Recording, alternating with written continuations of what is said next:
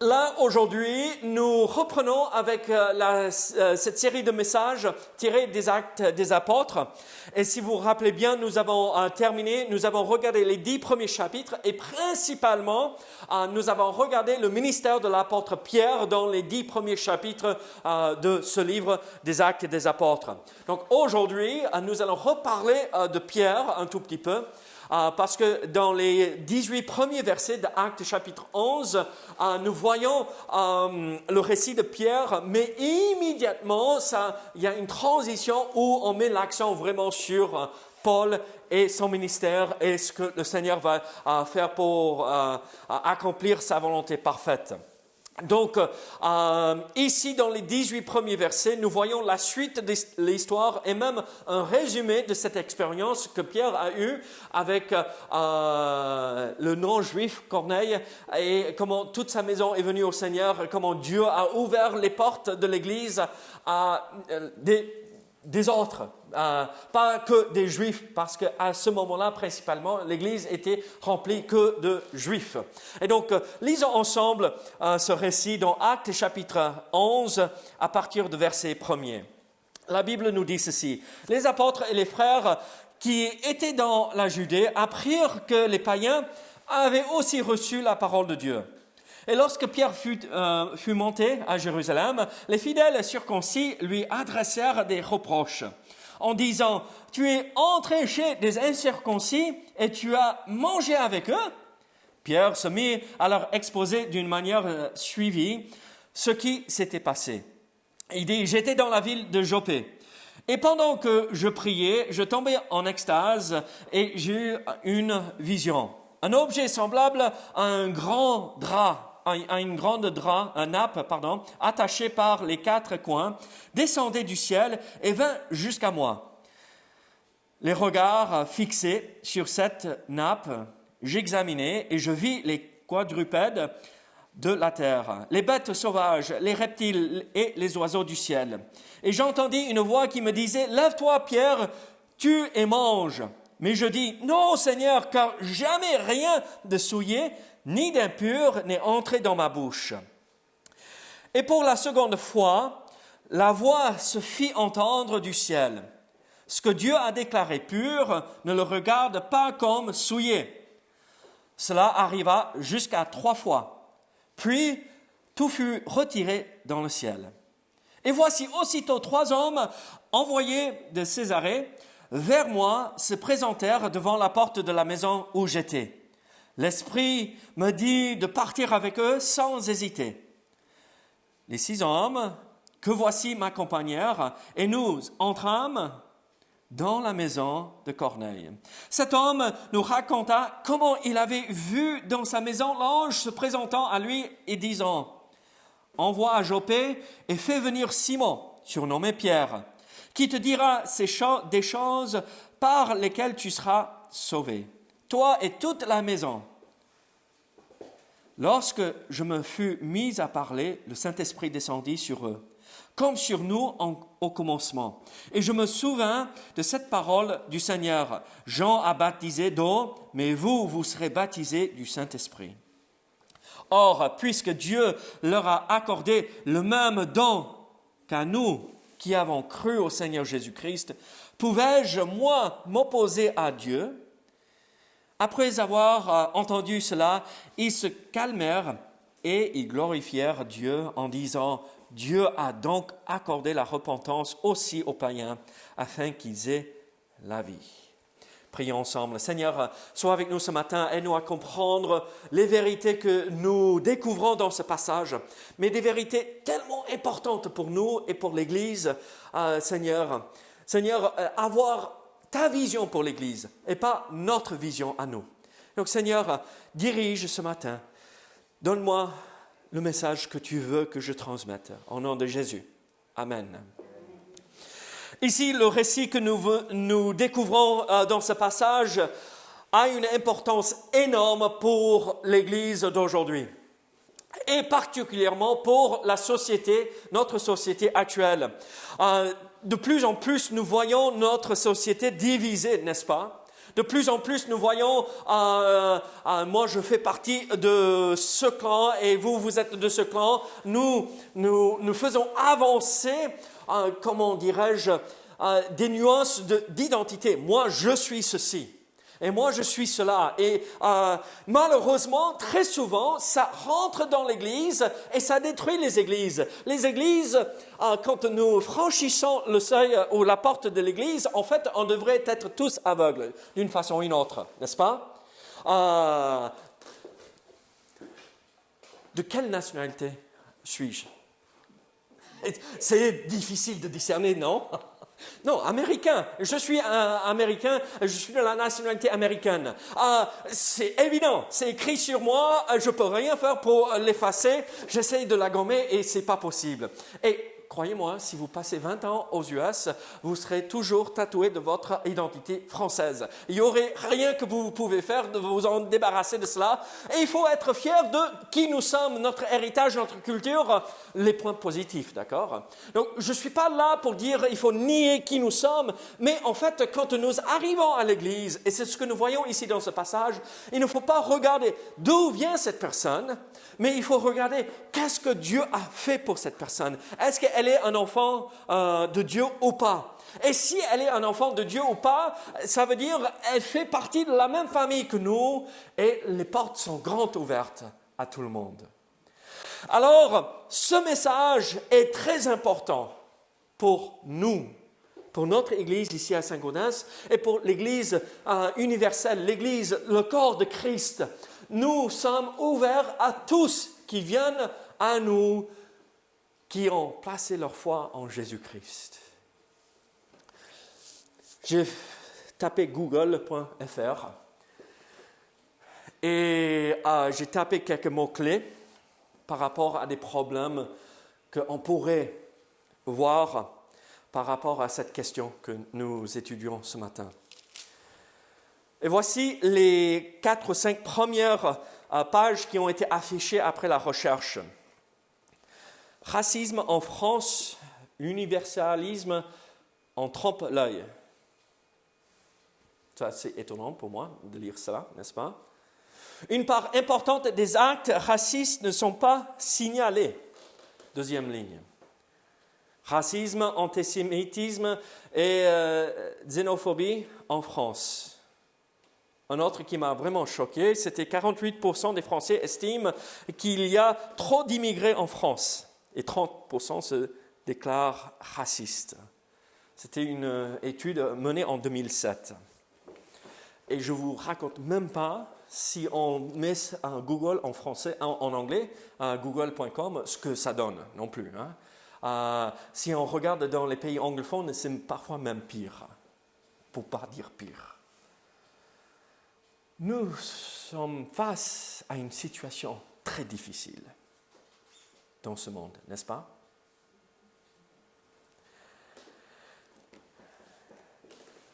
Je parlais avec un bon ami et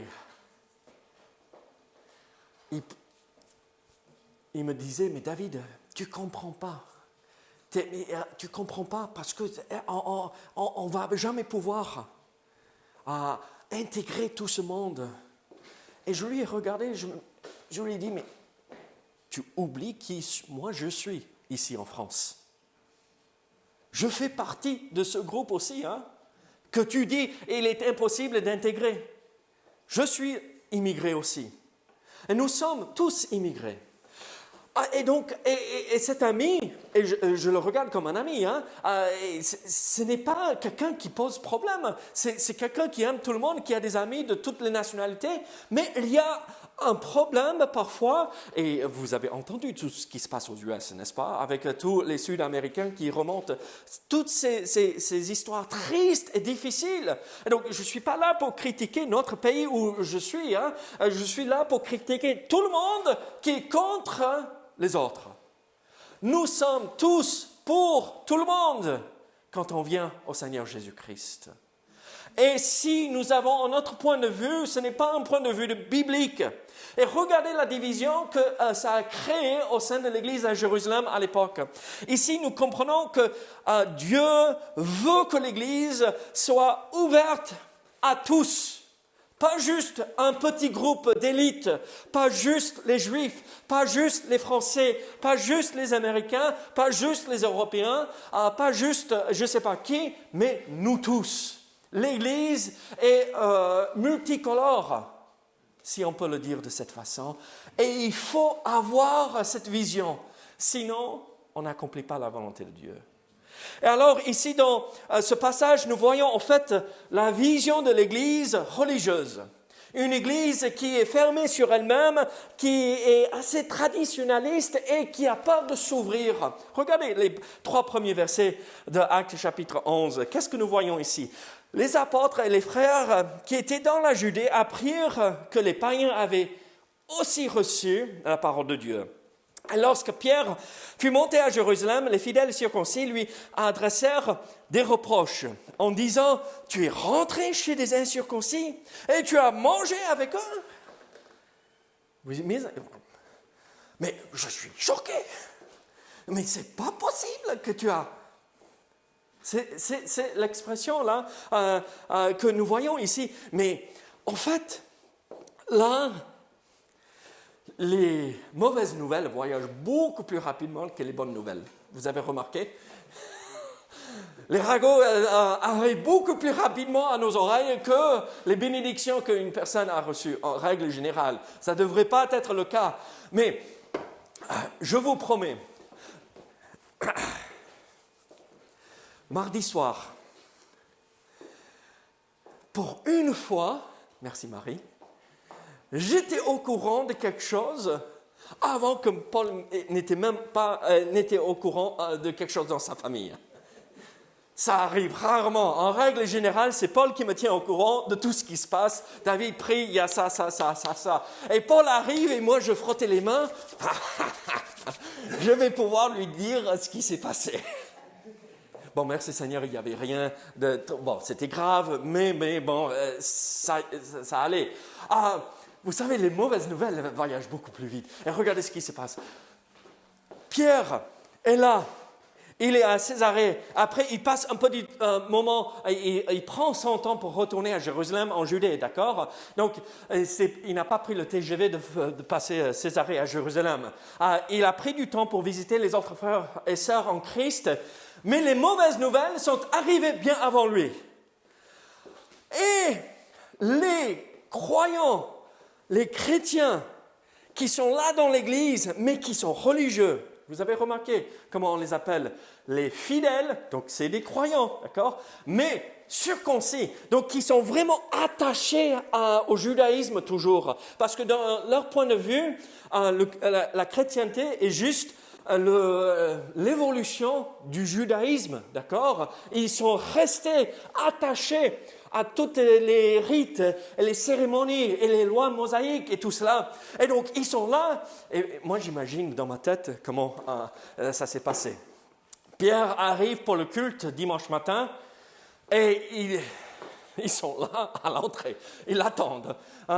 Pierre n'a même pas l'occasion d'ouvrir la porte de l'église, même s'ils n'avaient pas un bâtiment à ce moment-là. Mais vous voyez ce que je veux dire? Pour qu'il soit là pour dire « Mais qu'as-tu fait? Comment as-tu osé entrer dans la maison d'un païen ?» Les mauvaises nouvelles voyagent vite. La réaction ici de ceux qui sont religieux, et on peut être croyant, né de nouveau, et avoir des traces d'être religieux toujours. Hein? C'est possible. Ce n'est pas une bonne chose, mais c'est possible. Et qu'est-ce que nous voyons? Il reprochait Pierre. Le mot dans la langue originale, dans le grec, signifie se tenir contre. Donc il y a Dominique là, et moi je me mets en face et je le résiste. Non, on n'accepte pas. C'est attaquer la personne, c'est s'opposer et même passer en jugement. C'est dire, tu as eu tort, tu aurais jamais dû faire, vous savez comment on gronde des enfants? Avec le doigt qui fait comme ceci. Vous imaginez reprendre l'apôtre Pierre? Bon, déjà on voit qu'il n'y a pas une hiérarchie au sein de l'Église, on est tous ensemble, ils se sont permis. Il était comme les autres. Mais quand même, c'est l'apôtre Pierre. Quand même, c'est l'apôtre Pierre. Ils ont jugé Pierre. Et ils ont dit, tu n'as pas fait correctement. Pour ces gens religieux, pour être sauvés, dans leur tête, il fallait être circoncis, il fallait suivre la loi de Moïse et après il fallait pratiquer les rites du judaïsme toujours. Pour être sauvé. C'est parce que le salut en Jésus-Christ est la suite du judaïsme.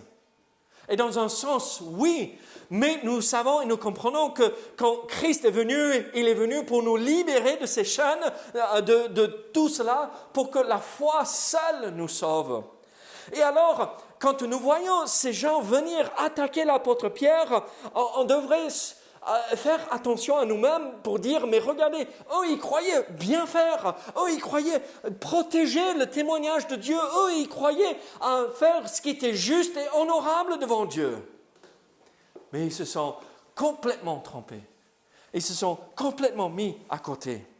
Rappelons-nous que ce qui se passe ici, dans ce passage, les religieux préfèrent les rites, les cérémonies et tout ce qui va avec. Et c'est ça qui est le plus important. Ce n'est pas le salut.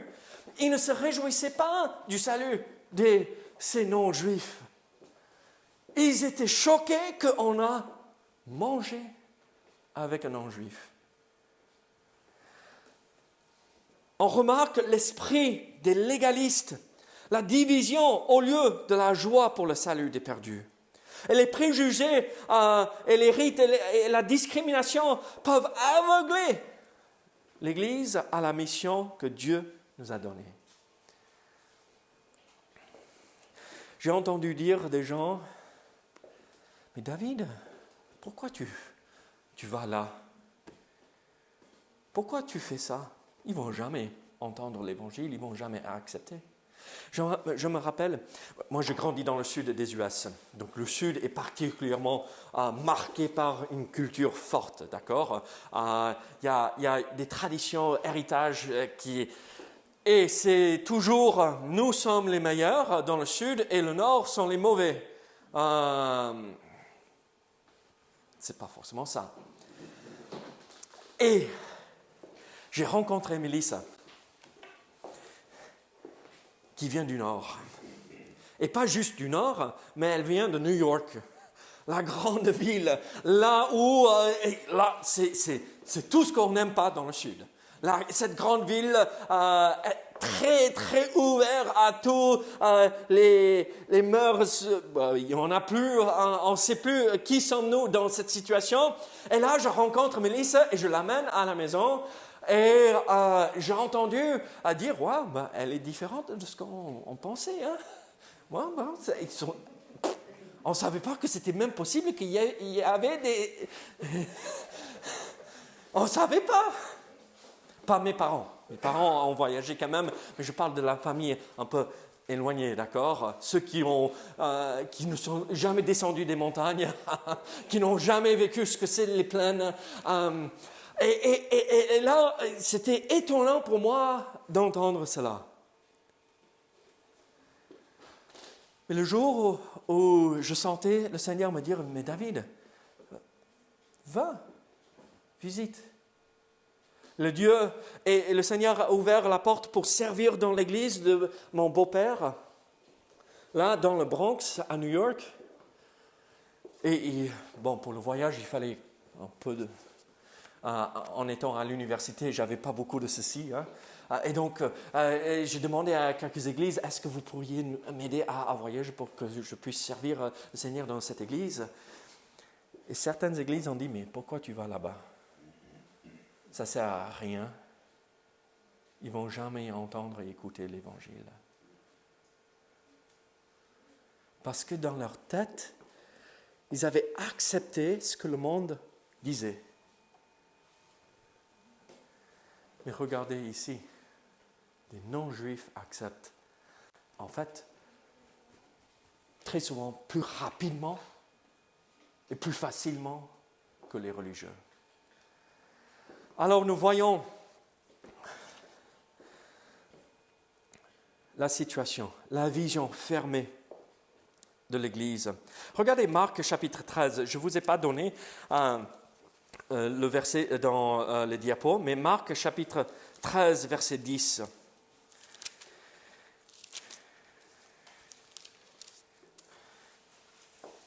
Il faut premièrement que la bonne nouvelle soit prêchée à toutes les nations.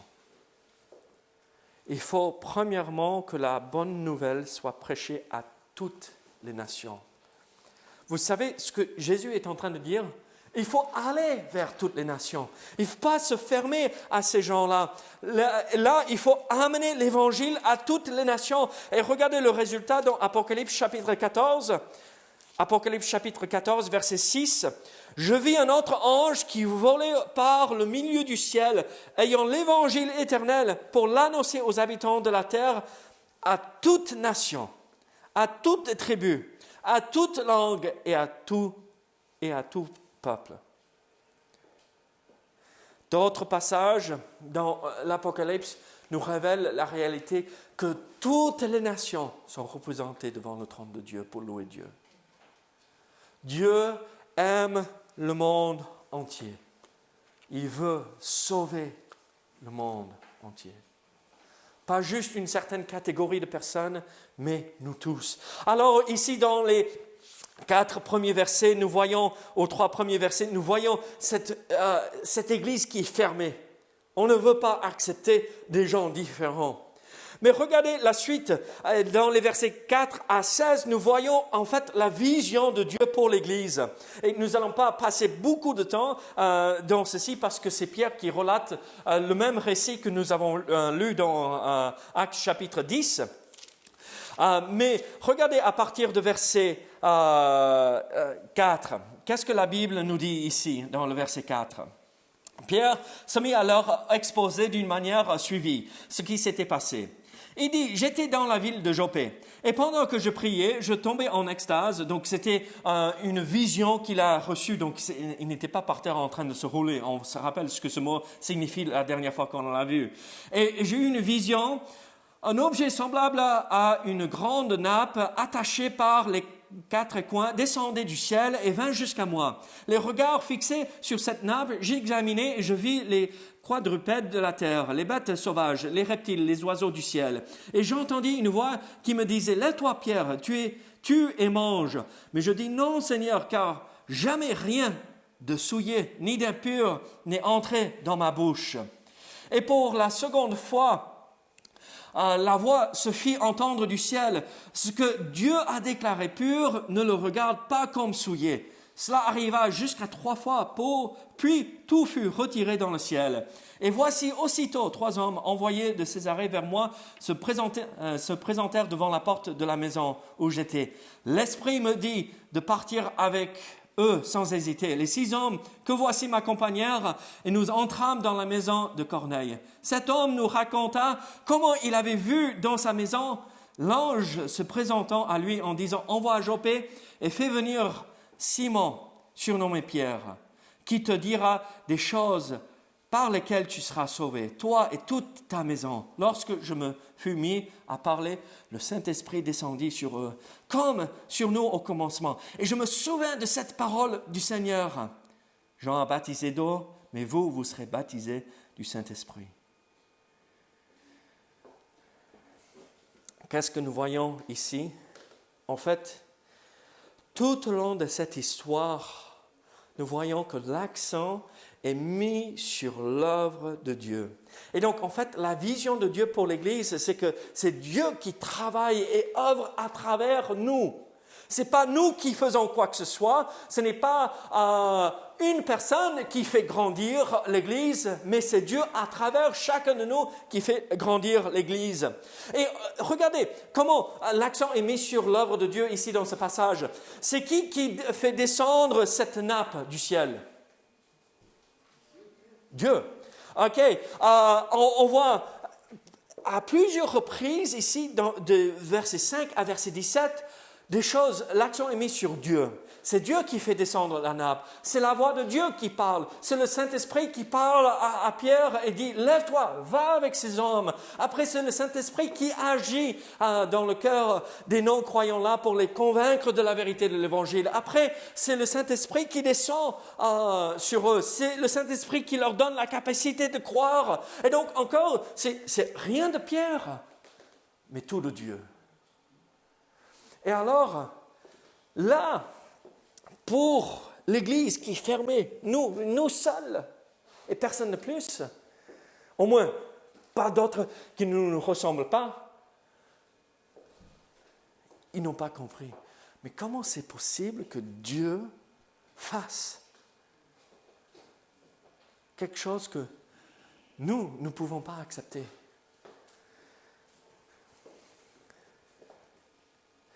La porte ouverte aux non-juifs était de Dieu. C'est Dieu qui a fait l'œuvre. Et à nous de ne pas empêcher l'œuvre de Dieu. Moi, je suis étonné de voir comment ou combien Saint-Gaudens a changé dans les 13 ans que je suis ici, dans cette ville. Ça a changé énormément, n'est-ce pas? Quand je suis arrivé, bon, peut-être j'étais un peu, comment dirais-je,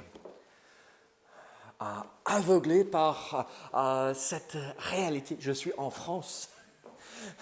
Et je voyais les boulangeries sur chaque coin de la rue, je voyais le fromage et la bonne nourriture, et j'entendais tous les accents merveilleux français, et c'est tout ce que moi je voyais. Peut-être j'étais aveuglé par, je suis dans cette période de lune de miel, je suis dans ce pays magnifique, la France. Je ne sais pas, peut-être j'étais un peu naïf dans ce moment-là. Mais maintenant, quand je sors au centre-ville, je me dis, mais alors, on est à New York. Oui, j'entends des Français, mais j'entends nos frères africains, nos frères musulmans, nos frères biologiques et physiques, d'accord, pas spirituels. Mais tous ces pays sont représentés, tous sont ici. Je parlais avec des amis qui sont de Colombie, qui habitent ici. Ici, Saint-Gaudens, où il n'y a pas beaucoup de boulot, où il y a du boulot, mais ce n'est pas le lieu le plus facile pour trouver. Hein? Mais ici, pourquoi ici?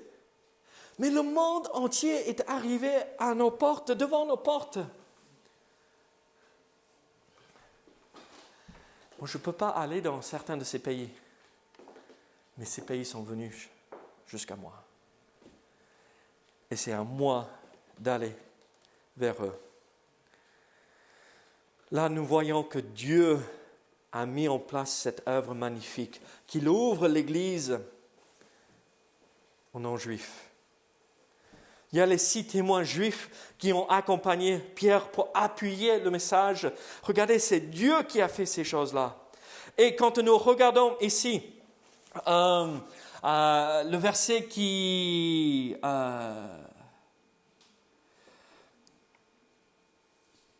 verset 12. L'Esprit me dit de partir avec eux sans hésiter. Sans hésiter, dans le verset 12 ici. Jusque-là. Imaginez, essayez de comprendre. Le mot reproche, où les fidèles circoncis reprochaient à Pierre de ce qu'il avait fait, c'est le même mot, ou ça vient de la même racine, c'est conjugué différemment, mais c'est le même mot que nous voyons hésiter ici. Et Dieu dit à Pierre, mais regarde, ne passe pas en jugement ces hommes qui viennent te chercher. Ne t'oppose pas à l'œuvre que je suis en train d'accomplir. N'hésite pas. Ne te retire pas des bénédictions que tu vas voir s'accomplir à travers l'œuvre que je ferai. Là, Pierre aurait pu réagir comme ses fidèles circoncis. Mais il ne l'a pas fait. Il n'a pas passé en jugement. Non, vous n'êtes pas comme moi, je ne peux pas aller chez vous. Il a dit, oui, non, je vous accepte. Dieu me dit d'aller, j'y vais.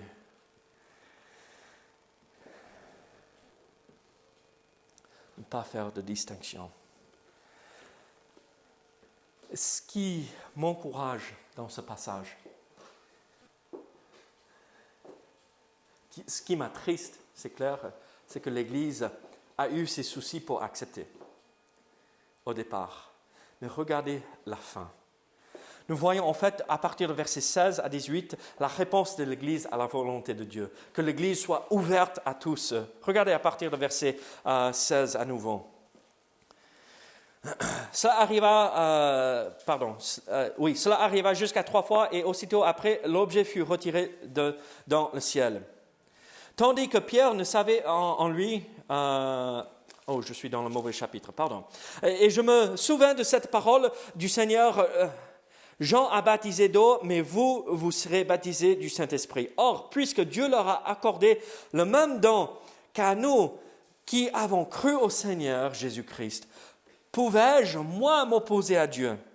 Après avoir entendu cela, ils se calmèrent et ils glorifièrent Dieu en disant, Dieu a donc accordé la repentance aussi aux païens, afin qu'ils aient la vie. Pas juste la vie physique, mais la vie éternelle, la vie avec Jésus-Christ. Et nous voyons ici, en fait, la réponse de l'Église à la volonté de Dieu. Et il y a 4 vérités importantes à comprendre et découvrir dans ces versets, ici dans le chapitre 11. En fait, là, en verset 16, nous voyons que Christ avait promis. Regardez à nouveau, verset 16. Et je me souviens de cette parole du Seigneur. Jean a baptisé d'eau, mais vous serez baptisés du Saint-Esprit. Christ avait promis cette réalité. Ça a eu lieu une fois, jour de la Pentecôte, n'est-ce pas? Le Saint-Esprit est descendu puissamment, mais particulièrement chez les Juifs. Après, nous voyons à plusieurs reprises, chaque fois avec Pierre, le Saint-Esprit descend et c'est une nouvelle porte qui s'ouvre à l'Évangile. Aux Juifs, en Samarie, vous vous rappelez, quand Pierre est allé en Samarie, les demi-Juifs, et après maintenant avec Corneille, aux non-Juifs.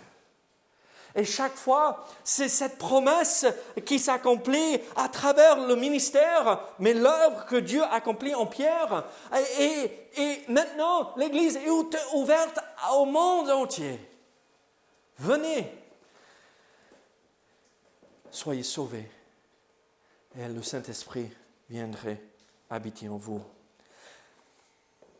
Les promesses de Jésus-Christ se sont accomplies, c'est accompli dans les non-juifs aussi. Mais aussi, nous voyons une autre vérité. L'Église ne peut pas s'opposer à la volonté de Dieu. L'Église ne peut pas s'opposer à la volonté de Dieu. Regardez la fin de verset 17. Qu'est-ce que nous voyons ici? Pouvais-je, moi, m'opposer à Dieu? Pouvais-je, moi, m'opposer à Dieu?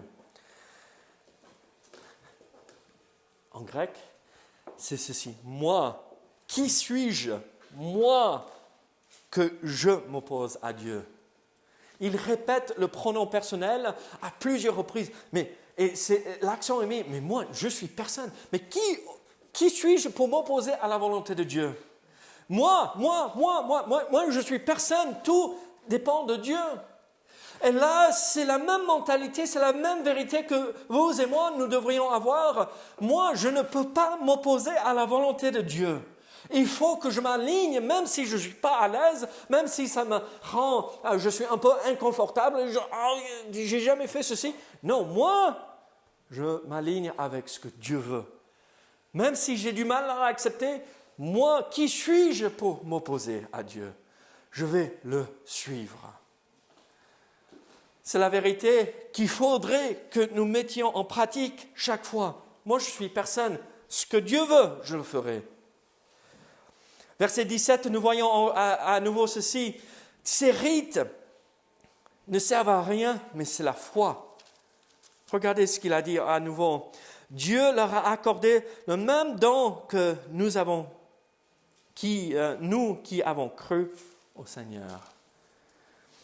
Ce n'est pas les rites du judaïsme qui sauvent, mais la foi. Ceux qui ont cru au Sauveur. La foi seule en Jésus-Christ. Et après, regardez verset 18. Après avoir entendu cela, ils se calmèrent et ils glorifièrent Dieu en disant, Dieu a donc accordé la repentance aussi aux païens afin qu'ils aient la vie. La repentance et la vie sont des dons de Dieu. Ce n'est pas en faisant ceci, en disant, non, ça c'est le groupe seul élu qui peuvent être seuls sauvés. Non. La repentance, la foi, donne la vie éternelle.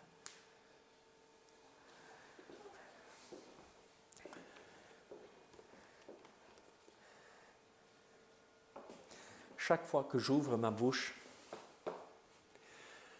quand je rencontre quelqu'un pour la première fois, vous imaginez ce qui se passe. Déjà, il me regarde d'un œil un peu bizarre. Qui suis-je? Qui est-il celui-là? Il n'est pas d'ici, c'est sûr. Et après, je le confirme avec mon bonjour. Mais vous savez quoi?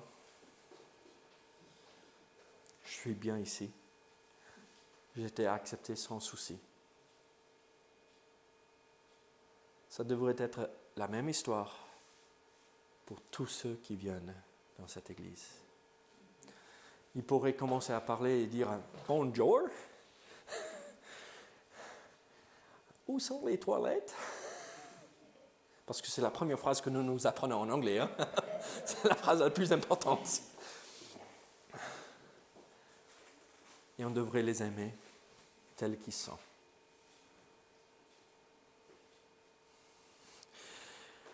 Moi, je crains le soleil. Mais Goodwin, je vais me permettre, tu ne crains pas le soleil, hein? Ça ne lui fait rien. Je rigolais avec Laurie hier au téléphone par rapport à Goodwin. Je dis, mais mince alors, quand je regarde à Goodwin, je me retrouve beaucoup. On est les deux américains, non? Il vient de l'Amérique du Sud, mais Amérique du Nord. Donc on est des voisins. Mais on est complètement différents aussi. Mais on est tous un. Un seul corps en Jésus-Christ. Mes amis, ne tombons pas dans le piège de dire nous sommes mieux. Nous sommes tous pareils aux yeux de Dieu. Des pécheurs perdus, éloignés de Dieu. Mais nous sommes tous pareils, des pécheurs sauvés par la grâce de Dieu. Et le verset le plus connu au monde devrait nous interpeller chaque jour, car Dieu a tant aimé le monde. Le monde, pas l'Europe, pas l'Afrique, pas quoi que ce soit, le monde. Car Dieu a tant aimé le monde qu'il a donné son Fils unique, afin que quiconque croit en lui ne périsse point, mais qu'il ait la vie éternelle. L'Évangile et l'Église est pour le monde entier. Vivons en lumière de cette vérité. Prions ensemble. Seigneur, merci pour ta parole. Seigneur, aide-nous à aller à la recherche d'âmes perdues. Seigneur, Français, oui, gloire à Dieu, nous sommes en France, étrangers aussi, parce que nous sommes tous et nous faisons tous partie de la même famille humaine, des êtres créés par toi.